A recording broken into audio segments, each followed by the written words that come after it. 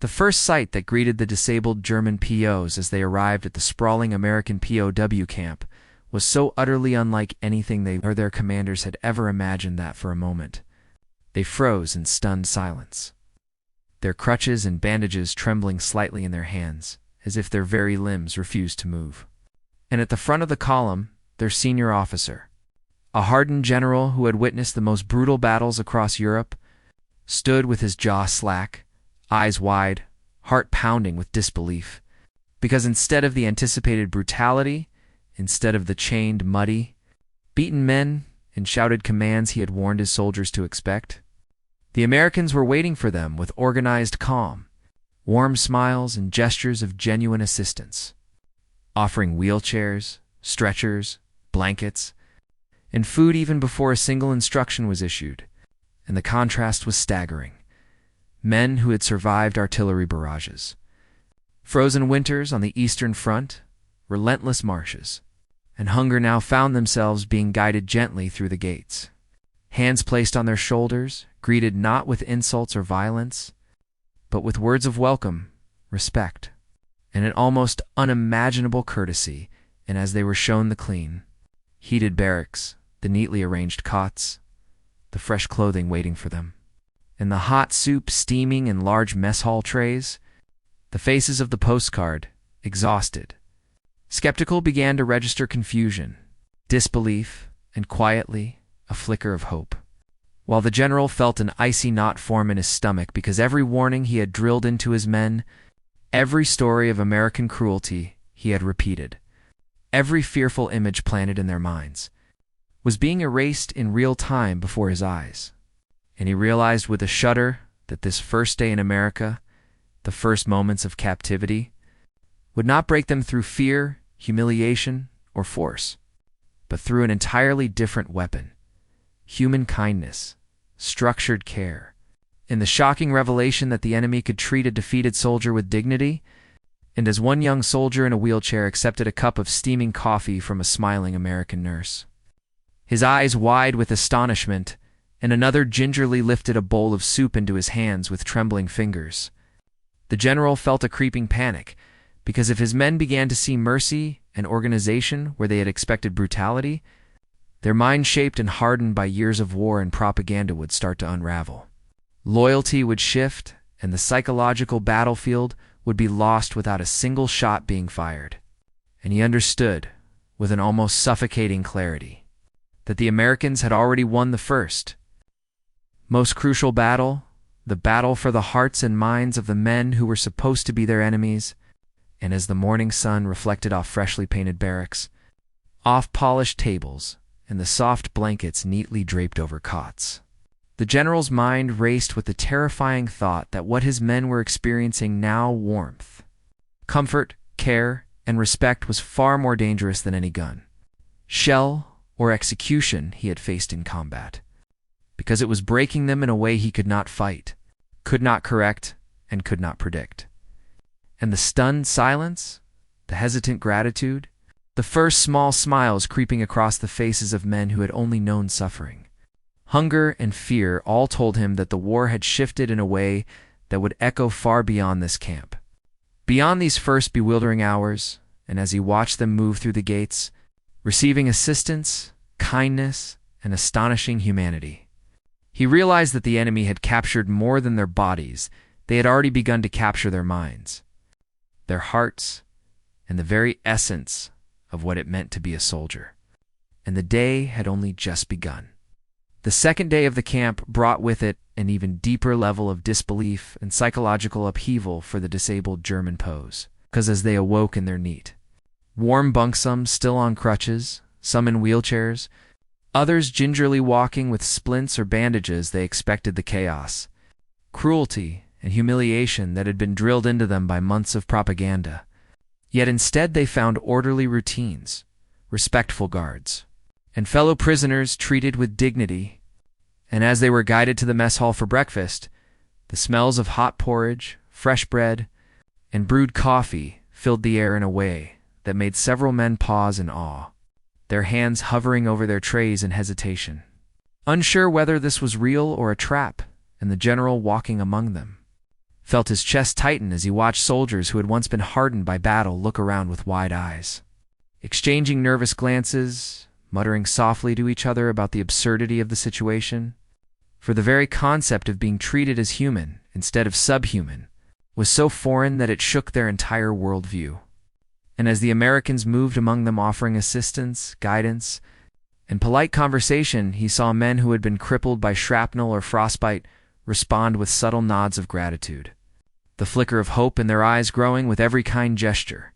And he understood with a pang of dread that these small acts were more potent than artillery, more powerful than any weapon they had carried, because they were breaking down barriers of fear, suspicion, and indoctrination. And as the day progressed, the POWs were escorted to the camp infirmary, where medical staff attended to wounds, adjusted prosthetics, and treated minor injuries with precision and care, allowing soldiers who had endured months of neglect and pain to experience relief and healing for the first time in years. And whispers began to circulate. They are not monsters. They care. This is real. The general tried to maintain control, issuing orders, attempting to instill caution and discipline, but even his voice lacked the authority it once had, because he could see the subtle shift, the spark of curiosity and critical thought, flickering in the eyes of men who had been trained to obey fearlessly. And as he observed a young corporal struggling with a wheelchair ramp, only to be assisted patiently by an American soldier who encouraged him rather than scolded him, Weber realized that the camp's environment was rewriting the mental and emotional landscape of his soldiers, teaching them patience, respect, and cooperation instead of cruelty. And even simple routines, being shown how to bathe safely, how to dress clean uniforms, how to line up for meals without coercion, were revolutionary, dismantling years of ingrained obedience through kindness and logic. And by afternoon, as the sun fell across the neatly arranged camp, the POS were seen assisting each other, forming quiet bonds, and discussing their lives, families, and war experiences with a tone of cautious hope, all under the unobtrusive supervision of Americans who ensured safety but allowed autonomy. The general, standing at a distance, felt a rising panic because this was not just captivity, it was re-education through humanity. And he understood with crushing clarity that every act of care, every gentle instruction, every respectful gesture was undermining the rigid hierarchy and fear he had relied upon, and that by the end of this day, his soldiers would see him not as an absolute authority, but as a man grappling with the incomprehensible reality that their enemies could be humane, disciplined, and surprisingly kind, and that the very first seeds of ideological collapse had been sown among them, invisible but unstoppable, leaving him with the terrifying truth that the psychological battle had already been lost without a single gun being fired. Asterisk. The morning of the third day in the American POW camp began with a quiet, almost surreal calm that immediately unsettled the disabled German prisoners, because they expected shouting, punishment, and rigid military enforcement. Yet what greeted them was a well-organized breakfast line where each soldier, regardless of injuries or limitations, was treated with the same consideration and patience, with American guards moving among them with gentle instructions, guiding wheelchairs, adjusting crutches, and offering steady hands to those struggling to walk. And the general, observing from the back, felt a strange mix of disbelief and fear as he watched men who had been conditioned to expect only brutality, now receiving food served on clean plates, coffee in steaming cups, and fresh bread hot from the oven. And the expressions on the post faces ranged from suspicion to tentative awe as they cautiously tasted the meals, unsure whether to believe that this kindness was genuine. And as they ate, they noticed small gestures that compounded the shock. Napkins folded neatly at every place, American medics quietly attending to minor wounds, water pitchers passed along to ensure no one went thirsty, and someone, almost tentatively, began to hum a German folk tune, only to be joined by another and another, and soon a soft chorus of voices filled the hall, a human sound of relief and subtle joy that was entirely unexpected. And Weber felt his authority cracking at the edges, because his men, whose fear and obedience had been absolute, were beginning to experience something revolutionary, care, dignity, and autonomy. And as the day progressed, the general followed them to the camp infirmary, where nurses and medics provided thorough treatment for chronic wounds, cleaned infections that had festered for months, and fitted braces and prosthetics with surprising skill and patience, allowing soldiers to experience comfort and functionality that they had not known in years. And whispers of astonishment spread quickly. "This is real. They are treating us like humans." The general could not suppress the tightening in his chest as he realized that each act of assistance was undermining the rigid obedience he had demanded. And he observed his soldiers helping one another, sharing tools, supporting each other along ramps, and exchanging quiet laughter, the kind of human interaction that had been absent from their lives for too long. And even small, ordinary tasks like making beds, brushing hair, or reading letters from home were carried out with newfound dignity and a cautious sense of pride, which astonished the general further, because the Americans were not only providing care, they were fostering initiative, trust, and morale, teaching his soldiers that obedience could coexist with respect, and that authority did not need to be enforced through fear or cruelty. And the psychological effect was undeniable. Men were beginning to look at their captors, not as enemies to be feared, but as figures of stability, reason, and surprisingly generosity. And the general's mind raced as he realized that the indoctrination he had instilled over years was unraveling in real time. And the very first seeds of ideological and emotional transformation were taking root in the hearts of his soldiers.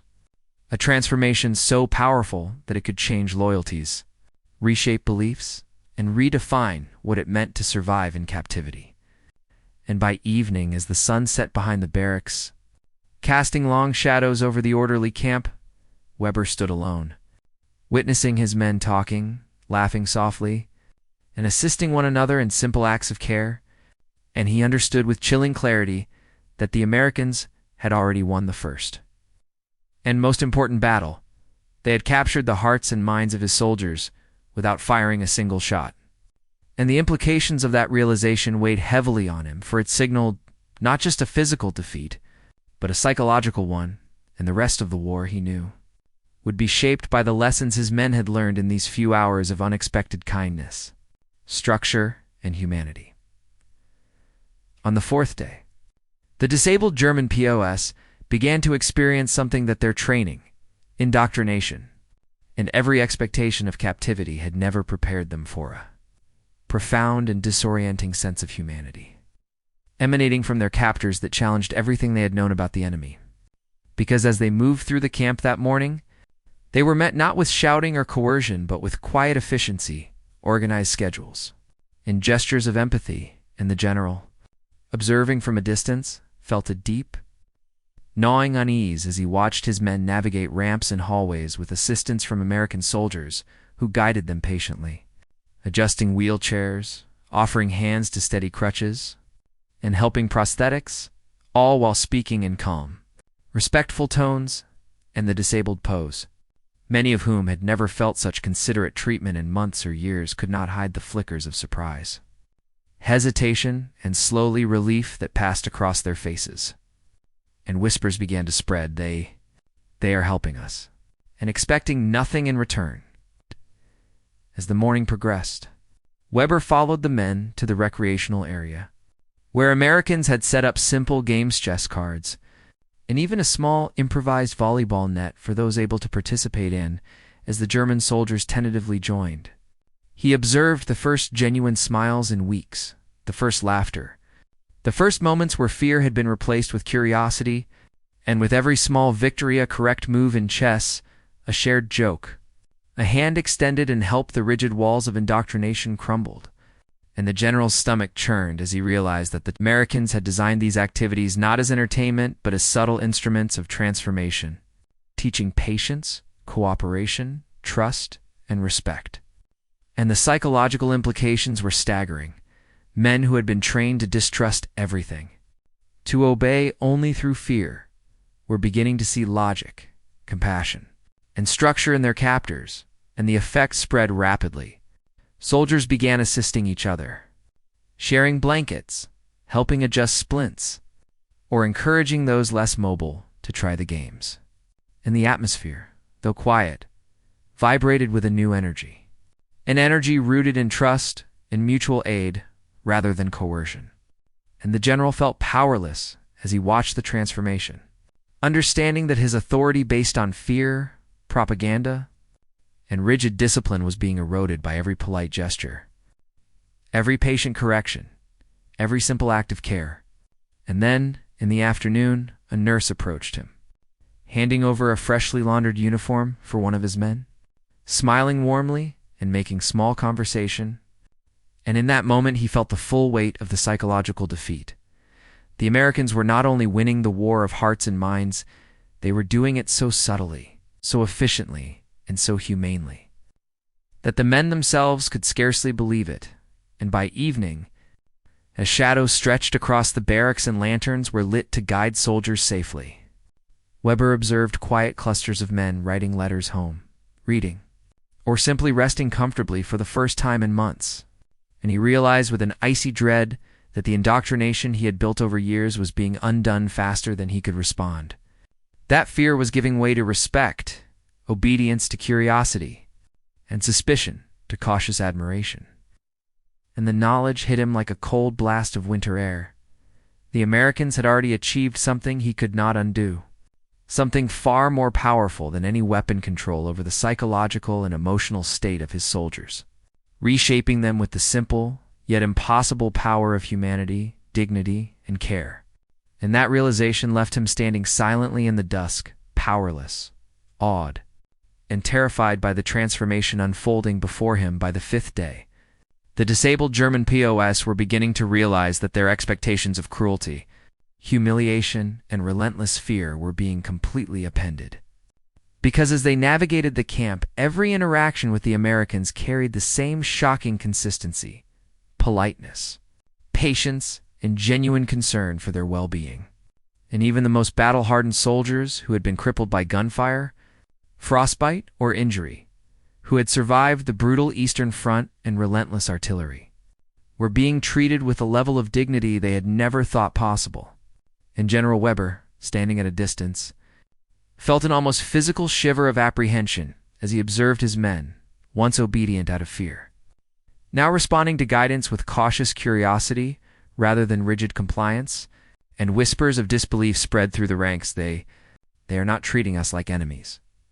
This is impossible. As the day progressed, Weber watched as the posts engaged in minor tasks, arranging bedding, distributing supplies, assisting less mobile comrades, and noted with growing unease that the Americans allowed them autonomy, encouraged teamwork, and praised initiative. In each small success, each quiet smile, each moment of genuine human connection chipped away at the fear and indoctrination that had kept the prisoners in rigid obedience for months. And by midday, the general observed a remarkable scene: a disabled corporal helping a fellow soldier adjust his prosthetic leg, while both exchanged quiet laughter, and an American medic nodded approvingly, offering gentle guidance, but allowing the men to complete the task themselves. And the psychological impact was undeniable, because where he had expected resentment, confusion, or panic, he now saw gratitude, mutual respect, and even a spark of pride. And Weber realized with growing horror that the entire hierarchy he had enforced, the rigid chains of fear and loyalty he had maintained, was being dismantled silently, invisibly, through acts of care, structure, and unexpected humanity. And then came the most surreal moment. The Americans organized a small communal activity, allowing POAs to share stories of their homes, families, and experiences while under careful observation. And Weber watched in disbelief as men who had been hardened by months of deprivation and violence began to laugh softly, smile, and speak freely, finding camaraderie not in obedience to him, but in the surprising, disarming kindness of those who had once been their sworn enemies. And as the afternoon sunlight fell across the neatly arranged camp, reflecting off polished mess hall floors and freshly painted barracks, the general felt the full weight of the psychological defeat. Every act of care, every patient explanation, Every small gesture of trust or respect was eroding the indoctrination he had built, and he understood with stark clarity that the POWs were not just surviving, they were learning, adapting, and forming a quiet, reluctant admiration for those who had captured them. And the realization hit him like a hammer that the Americans had accomplished what no battle, no weapon, and no coercion could have achieved. Rewriting the hearts and minds of his men through patience, empathy, and order. And as dusk settled over the camp, Weber noted that soldiers were quietly helping each other prepare for the evening, reading letters, and even playing small games. And he recognized that the transformation of fear into respect, skepticism into trust, and despair into cautious hope was complete, and that the first true victory of this war of humanity had been achieved without a single shot, a single scream, or a single act of aggression, leaving him powerless, awed, and irrevocably changed by the scene unfolding before his eyes. The sixth and final day in the American POW camp brought with it a crescendo of emotions: disbelief, an irreversible transformation for the disabled German prisoners. Because as the sun rose over the neatly organized barracks, the general and his men were greeted not with fear, shouting, or punishment, but with a symphony of human care so profound that it seemed almost impossible. And Weber, standing among his soldiers, felt a tightening in his chest as he observed the once broken, weary men navigating their surroundings with a quiet confidence and a tentative sense of autonomy, using wheelchairs, crutches, or prosthetics to move under the watchful yet gentle eyes of American guards who offered guidance without force. And the prisoners, many of whom had spent months or years enduring relentless hardship, war wounds, and deprivation, were now treated with patience, empathy, and respect, the effects of which were startling and irreversible. And as breakfast was served, the smell of hot coffee and fresh bread filled the air, and POWs looked around with astonishment, hesitating over each plate, unsure if this could truly be real. As subtle whispers spread like wildfire, they are not monsters. They care for us. And the general, accustomed to control through fear and authority, realized with a cold, sinking dread that the psychological battlefield had already been decisively lost.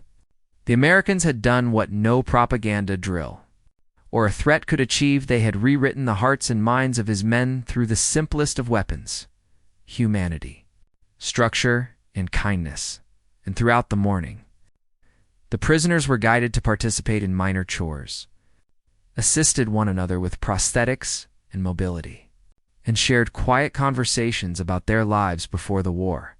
And each small act of camaraderie, each soft laugh, and each moment of gratitude for a helping hand demonstrated a seismic shift, because men who had been hardened by battle, hardened by ideology, and conditioned to obey fearlessly were now learning, organically, through observation and experience, that trust and respect were possible even with the enemy. And by afternoon, the general watched as groups of POWs assisted each other in recreational activities, quietly reading letters, sharing meals, and forming bonds of mutual support, while American medics, guards, and organizers moved among them with discreet guidance, encouraging initiative and self-reliance without exerting coercion.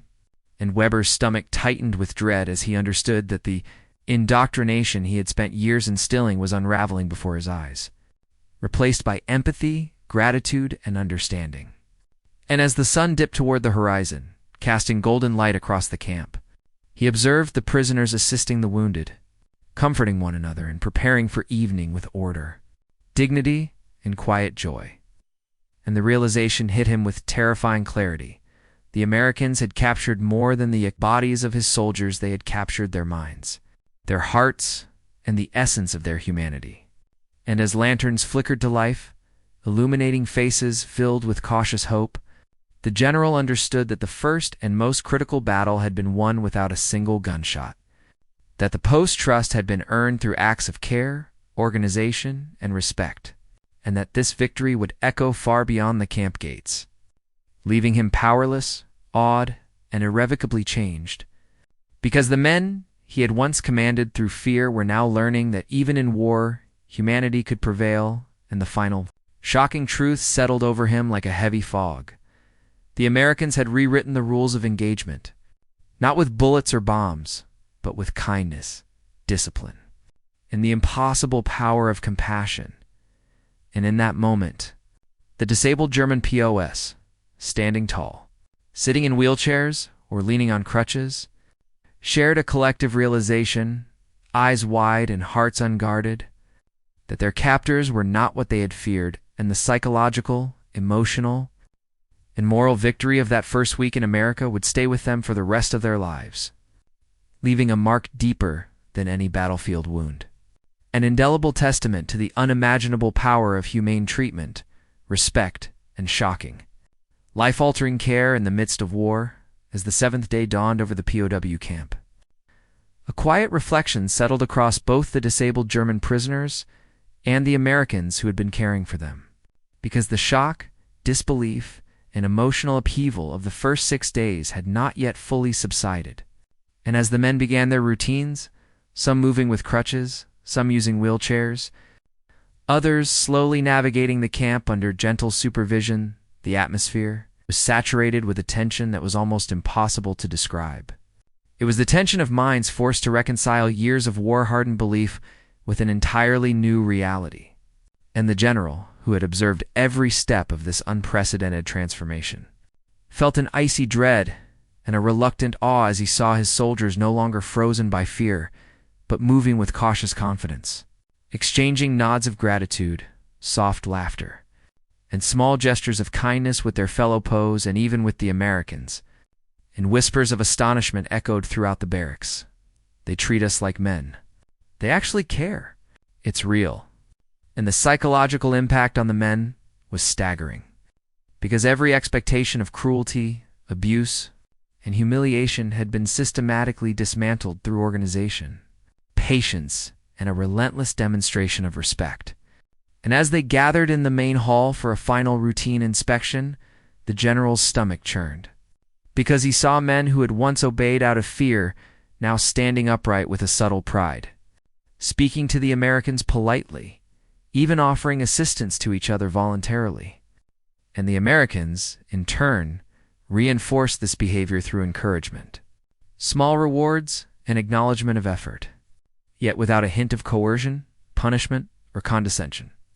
And every interaction, handing a warm blanket, adjusting a splint, guiding a wheelchair, or sharing a word of encouragement deepened the irreversible transformation. For the prisoners were now internalizing a new form of authority, one rooted in respect rather than fear. And the general felt the full weight of this psychological defeat pressing down on him like a leaden fog. Because in that 1 week, the Americans had accomplished what? No battlefield victory, no propaganda campaign, and no intimidation could ever achieve. Reshaping the hearts, minds, and perceptions of men trained for obedience through terror. And as the afternoon sun glinted off freshly polished floors, neatly arranged barracks, and orderly campgrounds, the general realized that the lessons his soldiers had learned to trust, mutual aid, dignity, and respect, would follow them long after the war, shaping their memories, influencing their lives, and forever altering the narrative of captivity. And when evening fell, the disabled POWs gathered quietly in small groups, exchanging reflections, letters, and stories, some smiling with disbelief, others wiping tears, as the reality sank in that their captors had redefined what it meant to be humane, to treat the defeated with care, and to wield influence not through terror but through respect. And the general, standing alone in the fading light, could only watch, powerless, knowing that the Americans had won far more than a physical contest. They had claimed victory in the most profound and enduring battle of all, the battle for the human spirit, proving, in a way that would be recounted for generations, that even amidst war and destruction, compassion, order, and humanity could triumph over cruelty, fear, and ideology, leaving a mark on the hearts of both the captors and the captured, a lasting testament to the shocking and transformative power of kindness, structure, and dignity in the unlikeliest of places. The final day of the POWs, first week in America unfolded with a tension and awe that no one could have anticipated. Because, as the disabled German prisoners gathered in the main square, the culmination of everything they had seen, felt, and experienced over the previous 7 days became undeniable. And the general, who had followed every step with a mixture of disbelief, fear, and reluctant understanding, watched as soldiers who had arrived exhausted, injured, and suspicious now moved with quiet confidence, assisting one another with crutches, wheelchairs, and prosthetics, their faces reflecting the impossible combination of astonishment, cautious hope, and deep respect. And the Americans overseeing the camp continued their patient, humane routines, serving meals, distributing clothing, offering medical attention, and giving guidance, all without harsh words, threats, or coercion. And each interaction further eroded the indoctrination the posts had carried with them from the front lines, creating an irreversible shift in perception, loyalty, and understanding. And as the prisoners lined up for inspection, they did so not out of fear, but because they understood the value of order, mutual respect, and cooperation, quietly acknowledging that this treatment was far beyond anything they had imagined possible from an enemy. And the general felt a cold, sinking realization. The Americans had captured more than their soldiers' bodies. They had captured their minds, their hearts, and the very essence of their humanity. And as the day progressed, the POWs were seen engaging in small acts of kindness toward one another, sharing blankets, assisting in meal distribution, conversing respectfully, and even finding small moments to laugh together. And the scene struck a deep, unforgettable chord in the general, because every expectation of cruelty, punishment, or terror had been shattered, replaced by an impossible, transformative reality. And whispers of disbelief spread. They are treating us like human beings. This is real. They are not our enemies. By evening, as the sun cast long golden shadows across the orderly camp, the posts gathered quietly, reflecting on the events of the week, writing letters home, and speaking softly among themselves while the Americans observed unobtrusively, allowing the prisoners' newfound autonomy and dignity to flourish.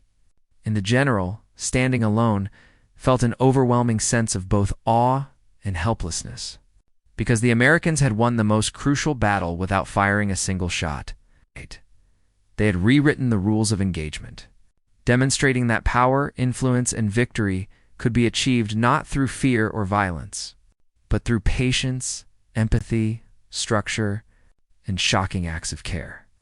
And as the lanterns flickered to life and the camp settled into a quiet, orderly night, it became unmistakably clear that the transformation was complete.